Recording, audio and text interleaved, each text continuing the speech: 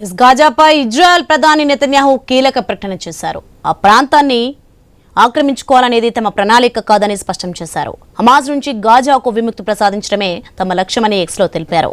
ఆ ప్రాంతంలో సైనిక కార్యకలాపాలు జరగకుండా చేస్తామని, శాంతియుత పౌర పరిపాలన ఏర్పాటుకు కట్టుబడి ఉన్నామని చెప్పారు. పాలస్తీనా, హమాస్ సహా ఏ ఇతర టెర్రరిస్ట్ సంస్థలతో కూడిన పరిపాలన గాజాలో ఉండబోదని పేర్కొన్నారు. ఇక ఇజ్రాయెల్ చేపట్టబోయే చర్య హమాస్ చెరలో బందీలుగా ఉన్న తమ వాళ్లను వినిపించడంలో సహాయపడుతుందని నెతన్యాహు వెల్లడించారు. భవిష్యత్తులో గాజా నుంచి కూడా తమ దేశానికి ఎలాంటి ముప్పు రాకుండా ఉంటుందని ఇజ్రాయెల్ ప్రధాని వివరించారు. గాజాతో యుద్ధం ముగించడానికి 5 సూత్రాల ప్రణాళికను ఇజ్రాయెల్ సెక్యూరిటీ క్యాబినెట్ ఆమోదించడాన్ని అనేక దేశాలు ఖండించడంతో నెతన్యాహు వివరణ ఇచ్చారు.